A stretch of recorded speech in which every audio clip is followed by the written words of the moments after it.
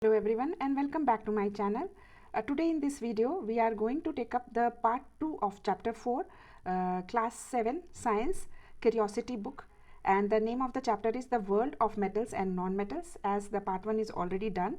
In this video, in part 1 video we have already studied about the metals and the properties of few properties of metal, around 5 properties. First one is the malleability, and then we have studied about another property, that is ductility, and we have studied sonority, and we have studied conduction of heat in the metal and conduction of electricity in the metals. Now in this part 2 of the chapter, we are going to, the first topic which we are going to take up is effect of air and water on metals. तो इसमें हम ये देखने वाले हैं कि air और water का क्या इफेक्ट पड़ता है मेटल्स के ऊपर, और स्पेसिफिकली हम फर्स्ट ये इस 4.2 के अंदर आयरन मेटल के ऊपर स्टडी करने वाले हैं. You would have often notice that iron objects develop brown deposits when left in open for few days. तो जो आयरन के कई बार आपके घर में टूल्स होते हैं, प्लायर होता है या और भी कोई आयरन की चीज़ होती है, कई बार फ्राइंग पैन्स होते हैं आपके घरों में जो कि आयरन के बने, या तवा चपाती बनाने का तवा होता है वो भी आयरन का बना हुआ होता है. तो जो भी आयरन की चीज़ें होती हैं, अगर उसको थोड़े दिन ऐसे ही ओपन में रख दिया तो you can see some brown deposit when they are left like that. So here in this picture you can see that this is a frying pan which you can find at your home also. कभी कभी ये अगर ऐसे ही रखे रहते हैं, थोड़े दिनों के बाद आपको इसके अंदर फ्राइंग पैन्स में आपको इस तरीके की डिपॉजिट्स दिखाई देते हैं, ब्राउन रेडिश ब्राउन कलर के. So it is very nicely seen in this picture. अब इसके अलावा we can see another picture. अभी देखो इसमें तो बहुत ज़्यादा this kind of thing is there. You can see this deposits, orange brown colour के डिपॉजिट्स. सो एंड आप सभी ने ऑलमोस्ट इसको देखा होगा, इस तरीके के डिपॉजिट. तो हम ये अब एक एक्सपेरिमेंट करके या एक्टिविटी करके ये समझने की कोशिश करेंगे कि ये इस तरीके का जो डिपॉजिट हो जाता है आयरन ऑब्जेक्ट्स के ऊपर, वो क्यों होता है. This is what we are going to further study and investigate in this chapter. So you would have often noticed this kind of brown deposits when it comes in contact with dry air. क्या आपने ये जो deposit है dry air के contact में आते हैं तब देखे हैं, या with when it comes in contact with water only, सिर्फ पानी के कांटेक्ट में आते हैं तब इस टाइप के डिपॉजिट बनते हैं, या फिर ये जब पानी और air, both air and water के कांटेक्ट में आते हैं तब बनते हैं. तो इसी चीज़ को हम फर्दर स्टडी करेंगे और ये देखने की कोशिश करेंगे कि ये जो ब्राउन डिपॉजिट्स है आयरन के ऊपर, when do they form. So next one is let us experiment. The first thing is a small caution, be careful while handling iron nail. अब इस एक्सपेरिमेंट को करने के लिए हमें 3 जार्स चाहिए इस तरीके के, जिसके ऊपर कैप हो, इस तरीके से एयर टाइट कैप हो, और थर्ड वाले में एयर टाइट कैप नहीं है या कैप नहीं है तो भी चल सकता है. Now how we are going to do this experiments, let us study. Take a few shining iron nail, थोड़े से आयरन नेल ले लो जो कि एकदम न्यू है, और अगर आप ओल्ड वाले आयरन नेल्स ले रहे हो तो उसके ऊपर जो वो ब्राउन डिपॉजिट है उसको स्क्रब कर देना with the help of a sand paper. Sand paper एक इस तरीके का पेपर होता है जिसके ऊपर बहुत खुरदुरा सा पेपर होता है, और जब भी हम इस टाइप के ब्राउन सरफेस के ऊपर उस सैंड पेपर से उसको रब करते हैं तो it all the brown color deposit is it goes off, so it removes. So make sure to remove brown deposits from the surface by scrubbing them with the help of small piece of sandpaper. तो हम छोटे से sand paper से जब इसको रब करेंगे तो वो सारा का सारा ब्राउन डिपॉजिट वहाँ से हट जाएगा, निकल जाएगा. Take 3 clean dry glass bottles और test tubes with tight fitting caps और स्टॉपर्स. तो ये इस तरीके की 3 हमने बॉटल्स रख ली हैं जिसके की कैप्स जो होती है वो टाइट फिटिंग है, और हर एक जार को हमने A, B और C नाम दे दिया है. Take 3 iron nails and tie each nails with a thread. तो इस तरीके से 3 नेल लेनी है हमको और उसको धागे से बांध के इस ढक्कन से ऐसे बाहर निकाल के ढक्कन बंद कर देना है. तो ये आयरन नेल्स जो होंगी वो ऐसे हैंग करेंगी. तो तीनों बॉटल्स में इस तरीके से बांध देना. देखो you can see that how it is tied here, बाहर की ओर. Place one iron nail and some silica gel in the glass bottle. तो पहली वाली जो बॉटल है उसके अंदर आप एक आयरन नेल डालो और उसके अंदर थोड़ा सा सिलिका जेल डालो. सिलिका जेल यूजुअली आप लोगों ने देखा होगा, अगर आपकी न्यू वाटर बॉटल आती है या शूज़ खरीदे न्यू शूज़, उसके अंदर छोटे छोटे पाउचेस होते हैं, और वो जो छोटे छोटे पाउचेस होते हैं उसके अंदर कुछ जेल जैसी चीज़ होती है, ब्लैक ग्रे कलर की जेल्स, छोटे छोटे सॉलिड ग्राउंड पार्टिकल्स होते हैं, वो जेल होती है और उसका काम क्या होता है, जितना भी मॉइस्चर है, जितना भी वाटर है उस बॉटल के अंदर, न्यू बॉटल के अंदर, उस सबको सोख लेना ताकि आपकी बॉटल ड्राई लगे। या न्यू शूज़ है, अगर बाहर बारिश हो रही है या बाहर का जो एटमॉस्फेयर वो ह्यूमिड है तो वो शूज़ को वेट ना करे, तो वो क्या करता है, सिलिका जेल सारा का सारा पानी अपने अंदर एब्जॉर्ब कर लेता है। So this is the purpose of keeping some silica gel in this. तो इसको एयर टाइट करेंगे, इसके अंदर थोड़ा सिलिका जेल डाल देंगे। Silica gel the makes the air dry, तो ये हवा के अंदर जितना भी पानी होगा बॉटल ए में वो सारा का सारा सिलिका जेल ले लेगा। It is the substance that is used in small pouches in some medicine bottles, water bottles and shoe boxes. ये आपने बहुत कॉमन देखे होंगे, जब भी न्यू, आप नहीं देखा है तो आपकी बार ध्यान देना, जब भी न्यू बॉटल्स खरीद के आती हैं या फिर समटाइम्स शूज़ खरीदे हैं तो उसके अंदर छोटे छोटे पैकेट्स होते हैं, 1 या 2 पैकेट्स होंगे जिसके अंदर कुछ होता है जिसको कि हम फेंक देते हैं एक बार यूज़, जब हम बॉटल यूज़ करने लगते हैं। तो those are silica gel pouches to keep them dry. Place 1 iron nail in glass bottle B, bottle B में एक आयरन नेल डालेंगे। Pour freshly boiled and cooled water, तो इसके अंदर क्या करेंगे, पहले पानी को बॉयल कर लेंगे और वाटर को बॉयल करके फिर उसको ठंडा करके फिर इसके अंदर डालेंगे। ऐसा करने से क्या होगा कि जो पानी के अंदर what ever air is dissolve that all will evaporate, जो भी हवा है वो इसके अंदर से बाहर निकल जाएगी एक बार बॉयल किया है। और इसके अलावा what we can do is we have to put some oil, पहले पानी डालेंगे फिर ऑयल डाल देंगे इसके सरफेस के ऊपर। Pour freshly boiled cool water to remove dissolved gas into it until the iron nail is completely dipped. अब क्या करना है, उसमें इतना पानी डालना है कि पूरी की पूरी आयरन नेल उसके अंदर डिप हो जाए, पूरी डूब जाए। Now pour some oil to form a layer over the surface of the water. अब उसकी सर्फेस के ऊपर थोड़ा सा तेल डाल देना, कोई भी mustard oil, coconut oil, any oil you can put over it. और वो जो ऑयल है वो इसके ऊपर फ्लोट करेगा क्योंकि ऑयल इस वाटर से हल्का होता है। So it is going to float on it and the nail is inside. The layer of oil on the surface of water prevents air from dissolving in water. पहले तो क्योंकि हमने इसको बॉयल किया, ठंडा किया, तो इसके अंदर जितना भी ऑक्सीजन था, एयर था, सब अंदर से बाहर निकल गया इसके अंदर बॉयल करने की वजह से।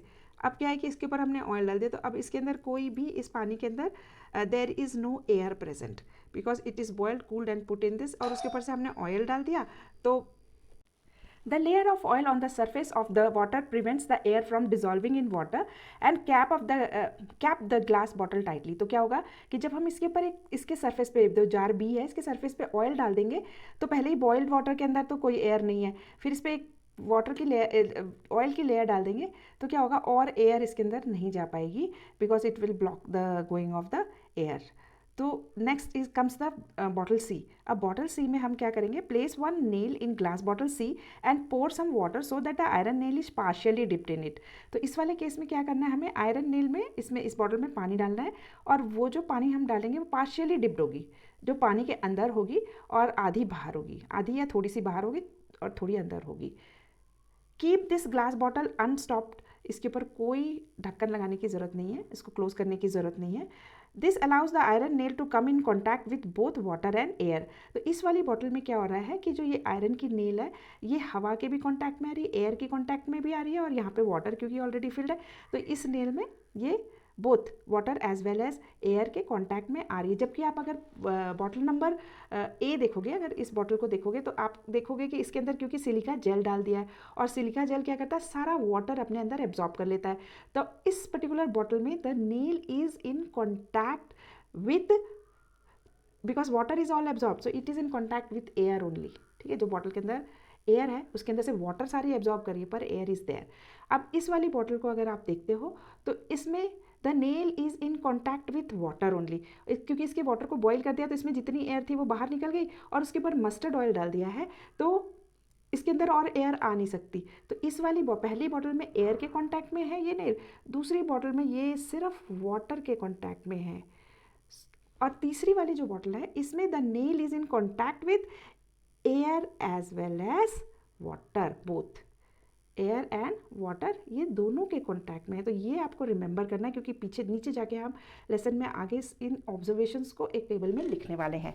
तो जो फर्स्ट बॉटल है उसके अंदर सिलिका जेल है इसलिए वो सिर्फ, क्योंकि उसने पूरा सिलिका जेल ने वाटर एब्जॉर्ब कर लिया जो इतना एयर में था तो बचा क्या, सिर्फ एयर। जो सेकेंड बॉटल है बॉटल बी, इसके अंदर देयर इज़ ओनली वाटर, क्योंकि बॉईल करके इसके अंदर से जितना भी एयर था, बॉईल करने की वजह से जितनी भी गैसेस और एयर था वो सब बाहर निकल गया और उसके ऊपर हमने ऑयल डाल दिया, जिसकी वजह से the water is not coming in contact with air, so there is no dissolved air in this bottle. So इस बॉटल में the nail is in contact with water only. पर तीसरी सी बॉटल है, उसके अंदर air and water both are there. So keep these three things in your mind. Now we are going to take the experiment further. Place all the glass bottles undisturbed at room temperature. At room temperature के ऊपर इन सारी बोतलों को रख दो और observe the changes for 8 to 10 days. 8 से 10 दिन के लिए इसके अंदर क्या changes आ रही है उसको observe करो.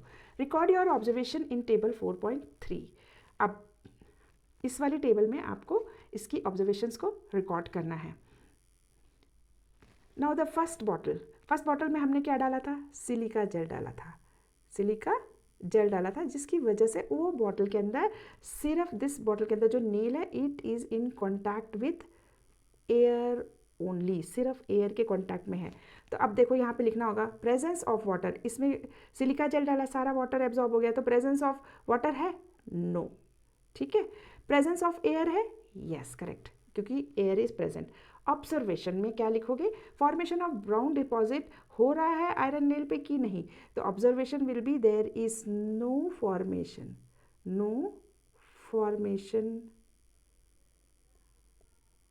Of brown deposit. ठीक है, no formation of brown deposit, कोई ब्राउन डिपॉजिट नहीं होगा. यहाँ से देख के लिख लो स्पेलिंग ब्राउन डिपॉजिट की, because the space is very less, so I am not writing, क्योंकि हम तीनों में नहीं लिख पाएंगे. No formation of brown deposit first वाले में है.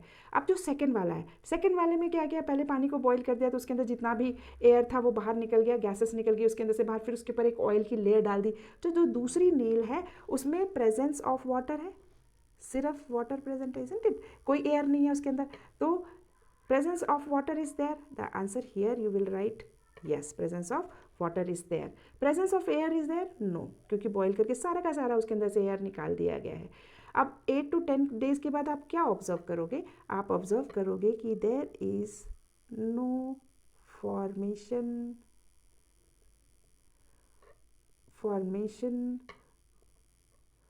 Of brown deposit. Okay, so no formation of brown deposit. जैसे ऊपर का लिखा है वैसे आप लिख लेना. I will write it if you want. It's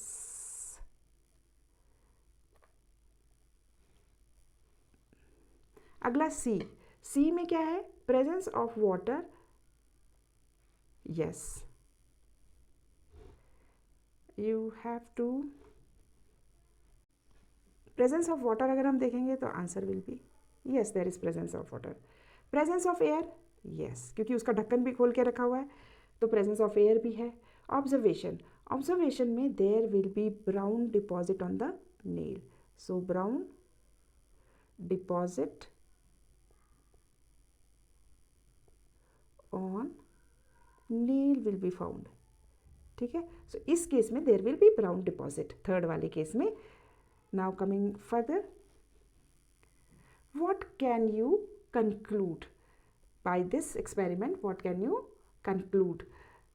it is observed in glass bottle A and B that iron nails do not show any brown deposit. हमने यही तो देखा कि ग्लास बॉटल्स जो ए और बी है उसमें कोई ब्राउन डिपॉजिट नहीं है. What does this observation indicate? इसको देखकर हमें क्या समझ में आता है? This indicates that brown deposits or decolorization of iron nails do not develop when the iron nail is kept in dry air alone. सिर्फ dry air में रखा नेल को तो वो ब्राउन डिपॉजिट नहीं होगा. सिर्फ वाटर एलोन में रखा, बॉटल बी में जैसे रखा था, तो भी आयरन डिपॉजिट नहीं, सॉरी ब्राउन डिपॉजिट नहीं होगा. पर glass bottle see the iron nail shows presence of brown deposit. जो सी था जिसमें एयर और वाटर दोनों के प्रेजेंट थे, तभी वो ब्राउन डिपॉजिट होता है आयरन नेल के ऊपर. This indicates that the presence of both water and air is essential for these deposits to develop. तो जो नेल के ऊपर ब्राउन डिपॉजिट हो रहा है उसके लिए air as well as water जरूरी है. Thus, moist air is responsible for development of brown deposits on the object made up of iron. So, moist air क्या होगी? ऐसी एयर जिसके अंदर पानी है, तो वो जो ब्राउन डिपॉजिट होगा, क्योंकि अब एयर अगर मॉइस्ट है, बारिशों के टाइम जो होता है, अगर एयर मॉइस्ट है तो वो brown deposit will be there because it is having air as well as water. This brown deposit is called rust. ये जो ब्राउन कलर का डिपॉजिट आता है आयरन के ऊपर, उसको हम क्या कहते हैं? रस्ट कहते हैं. क्या कहते हैं? रस्ट कहते हैं. The process of formation of rust on objects made of iron is called rusting. तो ये जो रस्ट बनना उस मटेरियल पे जो कि आयरन से बने होते हैं, वो सभी ऑब्जेक्ट्स जो कि आयरन से बने होते हैं, उसको कहते हैं रस्टिंग. ठीक है. The process of formation of brown deposit और the process of formation of rust on the objects made up of iron is called rusting. तो जो भी लोहे की चीज़ होती है, जब भी वो पानी और हवा के कॉन्टैक्ट में आती है, it forms a brown deposit which is called rust, और इस प्रोसेस को रस्टिंग कहते हैं. So I think now this is clear to all of you, and the experiment is also clear too. Many other metals also exhibits discoloration when kept open in the atmosphere. इसके अलावा भी बहुत सारे और metals भी होते हैं जिनके कलर में डिफरेंस आता है जब उनको हम एटमॉस्फेयर में ऐसे ही छोड़ते हैं. Have you noticed the formation of a green coating on the surface of copper object or a black coating on the surface of silver objects? जो सिल्वर की ऑब्जेक्ट्स होती हैं उस पर ब्लैक कोटिंग हो जाती है, जो कॉपर की ऑब्जेक्ट्स होते हैं उसके ऊपर ग्रीन कोटिंग हो जाती है. Gradual deterioration of metal surface caused by air water. So air और वाटर में जब भी कॉन्टैक्ट आता है, मेटल्स के कॉन्टैक्ट में आते हैं, तो वो धीरे धीरे उसको डिटोरेट करती है, ख़राब करना शुरू कर देती है. This colour formation, rusting formation is there. धीरे धीरे धीरे वो मेटल ख़राब होना शुरू हो जाता है. This process is called corrosion. This process is called corrosion. Here in this picture you can see corrosion in copper. जब भी कॉपर पे corrosion होगा ना, तो इस तरीके से ब्लूइश ग्रीन कलर का फॉर्मेशन होगा. जैसे रस्ट होता है वो ब्राउन कलर का होता है, वैसे जो आपने पहले पिक्चर देखा था एक पैन का, अभी तवा और पैन, अगर मान लो कॉपर के ऊपर corrosion होती है तो वो ऐसा ब्लूइश ग्रीन कलर का this thing is seen. Discoloration होता है. इसके अलावा the metal also gets weak. So और इसके अलावा सिल्वर होता है वो ब्लैक कलर का हो जाता है. You can C in this picture, this is a silver coin और अ सिल्वर जग. ये भी आपने बहुत कॉमनली देखा होगा. When they silver comes in contact with air and water, इस तरीके से ब्लैक कलर का हो जाता है सिल्वर का सरफेस, ऐसा ब्लैक. अदरवाइज सिल्वर कैसा होता है? इस वाली पिक्चर में देखो, I will show you another picture. Silver रहता है ऐसा एकदम, इसमें एक देखो ये शाइन कर रहा है. You can see this spoon, this is shining, silver is shining, but when it corrodes, it gets little blackish color, ऐसा brownish black color इस तरीके का दिखना शुरू होता है. तो this kind of corrosion is found in silver. और वो जो फर्स्ट वाला आपने bluish color का देखा था, that one is in copper. And this one you can see in iron, जो rust में हमने पढ़ा है पहले, brown color का आ जाता है.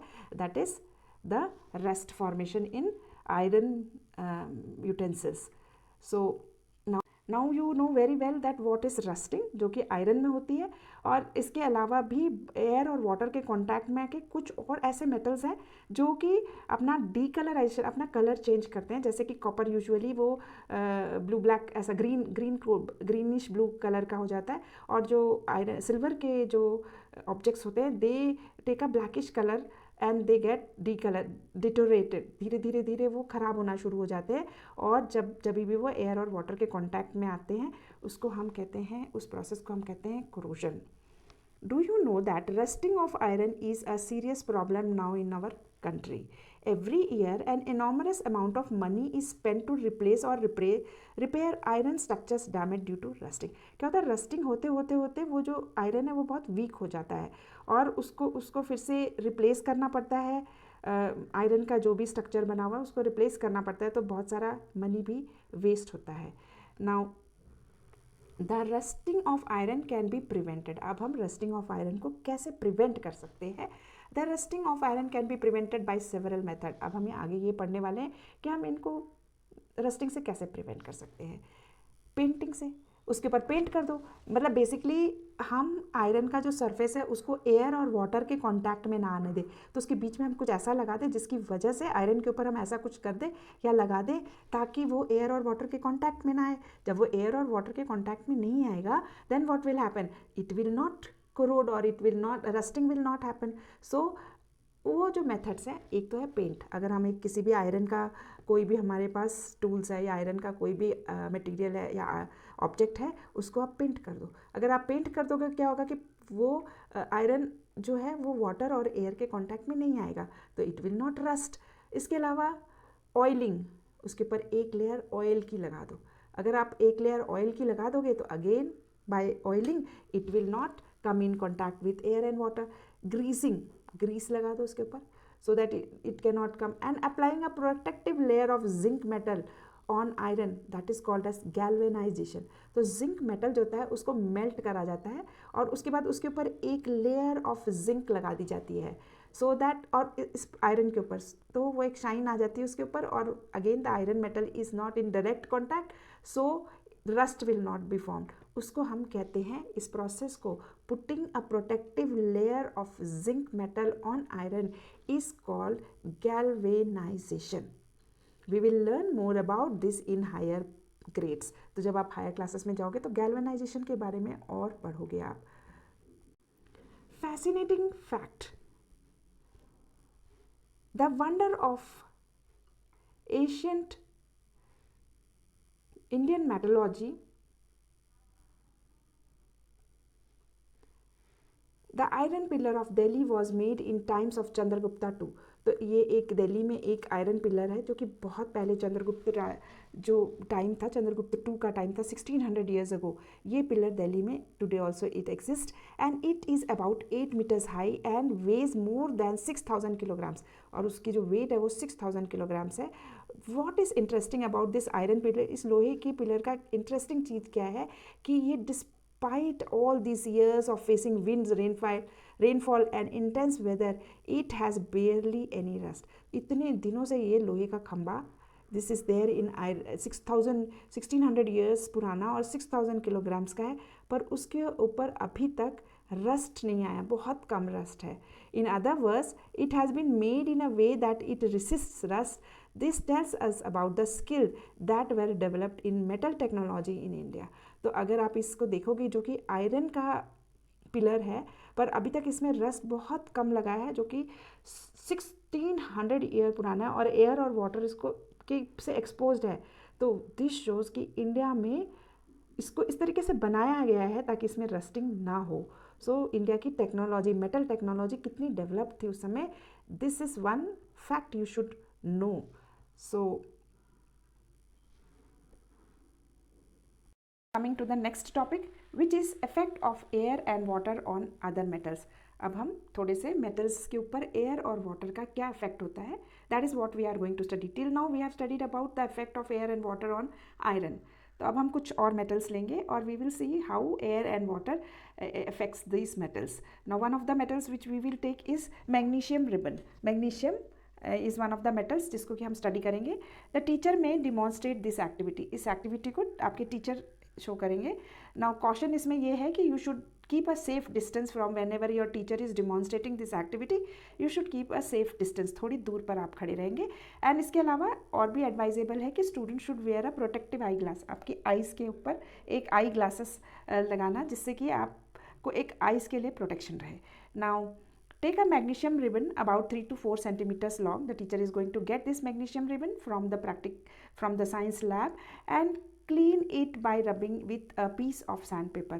तो वो उसको पहले टीचर क्लीन कर लेंगे मैग्नीशियम रिबन को, और उसके बाद hold it with a pair of tongs. Tongs इस तरीके की चीज़ होती है जो लैब्स में अवेलेबल होती है, थोड़ी प्लायर जैसी होती है यू कैन से, ताकि इसको होल्ड कर सके अच्छे से मैग्नीशियम रिबन को।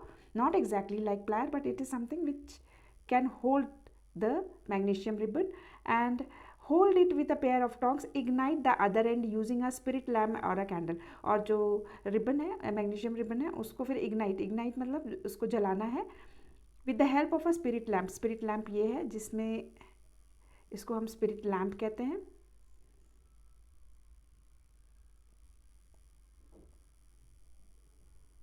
और या फिर कैंडल से भी you can use a candle and burn that magnesium ribbon. Let the magnesium ribbon burn. फिर थोड़ा जब उसमें आग लग जाती है, वॉट डू यू ऑब्जर्व, क्या देखते हैं आप? You must have observe that magnesium ribbon Burns with a dazzling white flame and changes into white powder. तो क्या होता है कि जैसे ही इसमें आग लगती है, it Burns with a bright flame, white flame, और अच्छा तेज उसमें वो बर्न होता है और वाइट पाउडर में कन्वर्ट हो जाता है. पूरा magnesium ribbon converts into white powder.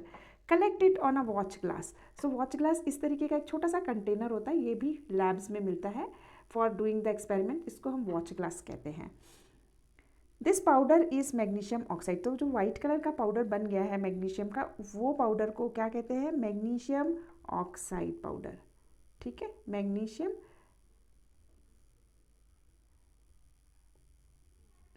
Oxide.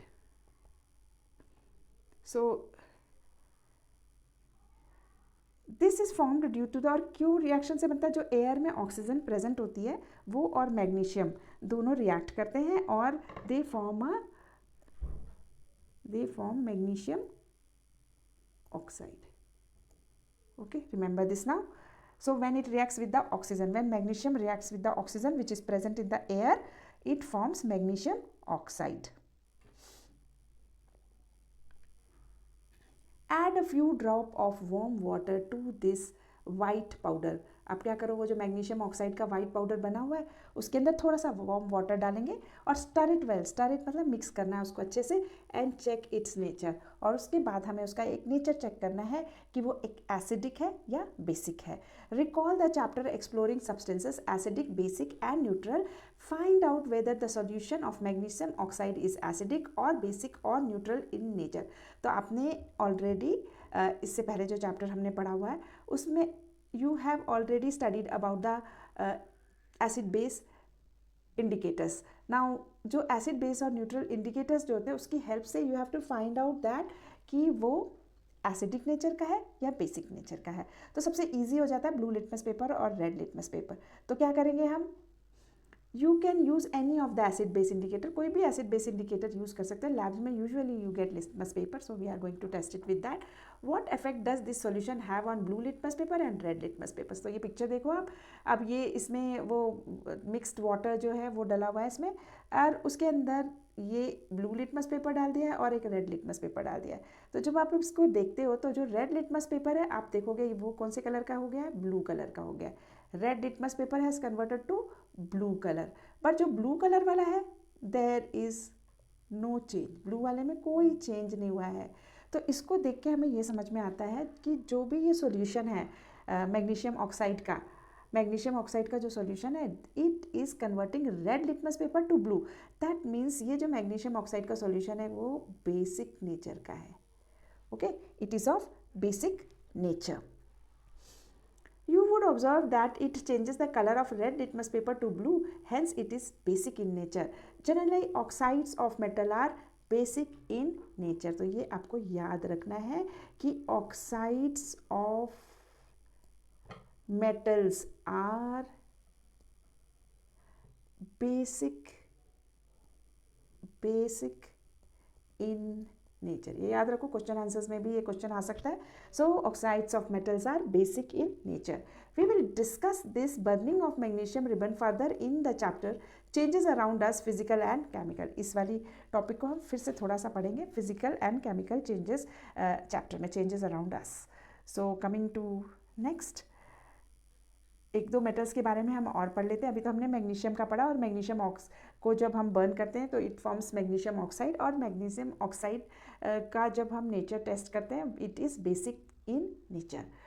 Now next we will study about, do you know that sodium in a metal is a metal. Sodium एक और मेटल है which is stored in kerosene, जिसको कि हम kerosene में store करते हैं.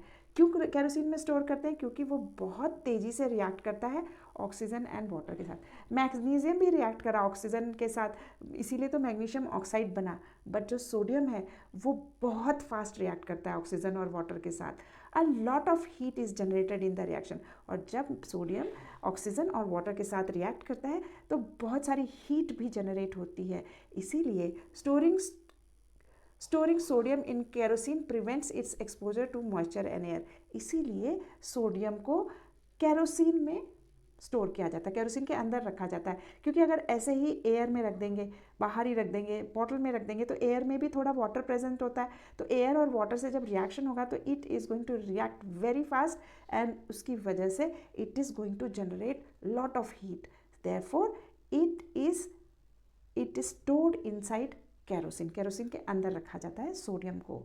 Can you predict the nature of its oxide? अब ये जब ऑक्साइड बनाएगा तो सोडियम ऑक्साइड बना देगा।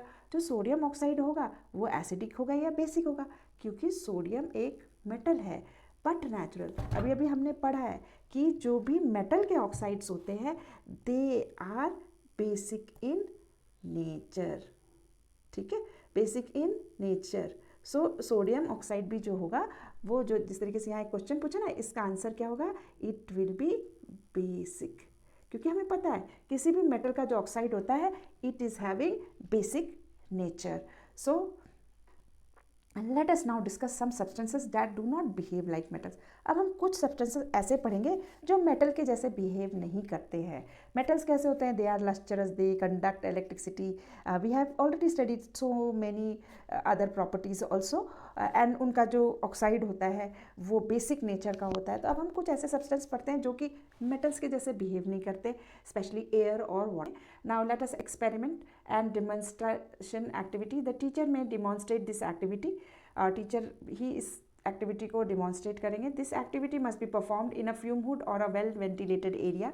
तो ये वाला जो एक्सपेरिमेंट है वो यूजुअली ऐसे रूम में जो कि प्रॉपरली वेंटिलेटेड है, ऐसी जगह पे ही this experiment is to be perform, because इस वाले एक्सपेरिमेंट में हम सल्फर बर्न करते हैं। So burning sulphur produces gases, जिसकी वजह से गैसेस प्रोड्यूस होती हैं which is can be harmful if inhale. वो अगर हम इनहेल करते हैं तो it can be harmful. So it has to be performed in a place where which is very well and ventilated, बहुत विंडोज़ हैं, डोर है, proper ventilated areas में this experiment is to perform. Now this will be of course performed by your teacher. Take a small amount of powdered sulfur in a deflagrating spoon. थोड़ा सा amount of sulphur लेना है, किसमें? डीफ्लैग्रेटिंग spoon. डीफ्लैग्रेटिंग spoon एक ऐसा spoon होता है जिसमें एक बहुत लंबी सी एक हैंडल होती है और इस तरीके से एक राउंड प्लेस होता है जिसमें कि हम एक्सपेरिमेंट करने वाला जो भी सल्फर है, जैसे तो सल्फर डाल सकते हैं। और ज़्यादातर ये इस तरीके का जो स्पून होता है it is good for safety, ताकि हम जो भी केमिकल को बर्न कर रहे हैं या हीट कर रहे हैं बहुत ईजिली कर सकें without harming our self. So it is a long handled metal spoon use for experiments to safely heat and burn the substances. If a deflagrating spoon is not available, you can take a metallic cap of any bottle. अगर मान लो आपके पास इस तरीके का deflagrating spoon नहीं है तो क्या करना है? आप अपना एक स्पून बना सकते हैं। How? You can take a metallic cap, एक ऐसा ढक्कन किसी भी बॉटल का जो कि मेटल का है। Wrap a metallic wire around it and give it a shape as shown in 4.7। तो उसके आजू बाजू आप एक मेटल की वायर ले लो, उसको इस तरीके से वाइंड करके और उसकी वायर को एक तरफ ऐसा लंबा सा कर दो तो वो अब एक स्पून जैसा बन जाएगा and you can perform the experiment. Heat it on a flame and as soon as the sulphur starts burning introduce the deflagrating spoon into a gas jar और ग्लास टम्बलर। तो आप इसको हीट करो spirit lamp के ऊपर और उसमें से गैस निकलनी शुरू हो जाएगी, और जैसे ही गैस निकलनी शुरू हो जाएगी what you have to do, एक ग्लास टम्बलर में इस तरीके के बड़े जार्स होते हैं, गैस जार, वो भी लैब में अवेलेबल होते हैं, फट से उस स्पून को उसके अंदर डाल दो। कवर द गैस जार और the glass tumbler with the lid to ensure that the gas produce do not escape. तो इसके अंदर से जो गैस निकल रही है उसको फटाफट एक ढक्कन लगा दो, इस जार के ऊपर एक ढक्कन लगा दो so that the gas is all in this jar. Remove the lid after 3-4 minutes. 3 या 4 मिनट के बाद उस लिड को धीरे से रिमूव करो and take out the deflagrating spoon. उस डिफ्लैग्रेटिंग स्पून को फट से निकालो और उसमें add small quantity of water into the gas jar, और उसके अंदर थोड़ा सा पानी डाल दो और उसको फिर से ढक्कन लगा दो। You have to quickly place the lid back and shake it so that the gas dissolve in it. फिर उसके बाद once you put the lid back you have to shake the glass jar. इस gas jar को थोड़ा shake करो so that इसके अंदर जितनी भी गैस है वो वाटर में डिसॉल्व हो गए। Again recall the chapter exploring substances acidic, basic and neutral using an acid base indicator।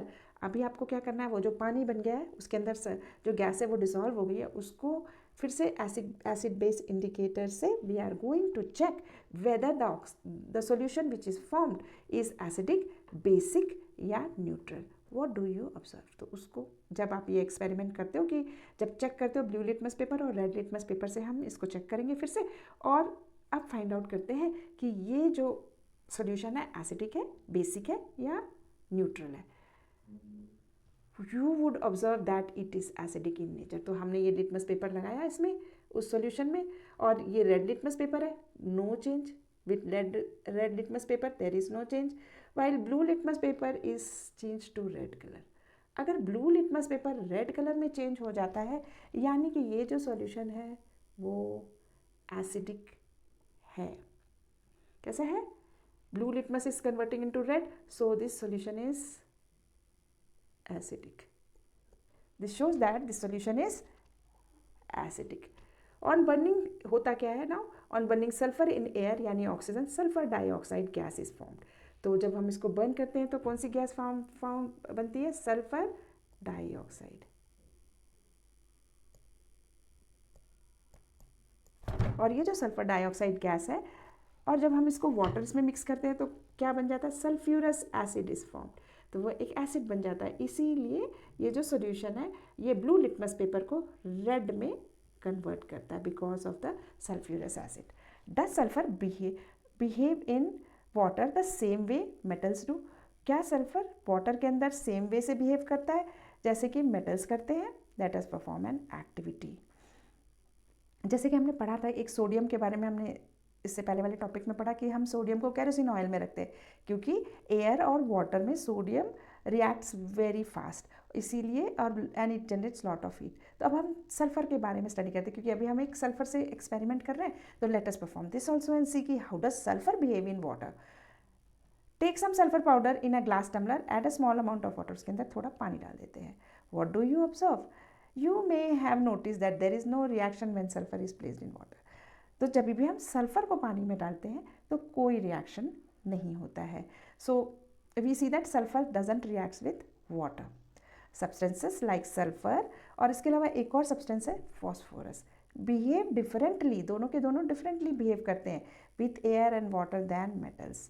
तो ये दोनों को सल्फर को हमने देख लिया कि सल्फर एयर के साथ तो सल्फर ऑक्साइड बनाता है और वाटर के साथ there is no reaction at all. Phosphorus also behaves differently. Phosphorus is stored in water. अब फॉस्फोरस को वाटर में क्यों स्टोर करते हैं? As it catches fire when expose to atmospheric air. क्योंकि जो फॉस्फोरस होता है वो अगर हम ऐसे ही बाहर रखेंगे तो जो एयर के अंदर ऑक्सीजन प्रेजेंट है उसको उसके साथ रिएक्ट करके उसमें फायर आएगा, आग लग जाएगी. इसीलिए phosphorus is stored in water. तो दो चीज़ें याद रखने वाली चीज़ें हैं. Sodium is stored in kerosene, phosphorus is stored in water because it catches fire when exposed to atmospheric air. These substances are usually soft and dull substances, जैसे कि सल्फर, जैसे कि फॉस्फोरस, ये ज़्यादातर बहुत सॉफ्ट होते हैं, देखने में कोई शाइन नहीं होता, वो डल इन अपीयरेंस होते हैं. दे आर नीदर मेलेबल और डक्टाइल, उनको शीट्स में नहीं कन्वर्ट किया जा सकता. They can not be drawn into wires and they are not sonorous also. उनकी जब प्रॉपर्टीज़ हम देखते हैं तो वो सोनोसोरस भी नहीं है. जो एक रिंगिंग साउंड आता है इनके गिरने से, that is also not there. So they are also poor conductors of heat and electricity. वो poor conductors of heat and electricity होते हैं. तो ऐसे सभी substances, these are called non metals. ऐसे सभी सब्सटेंसेस को नॉन मेटल्स कहते हैं and their oxides are acidic in nature. तो अभी तक इतना पढ़कर हम डिफरेंस देख सकते हैं मेटल्स और नॉन मेटल्स में. इनके ऑक्साइड्स होते हैं एसिडिक नेचर होती है, वाइल द मेटल्स के जो ऑक्साइड्स होते हैं उनका नेचर कैसा होता है? बेसिक नेचर होता है.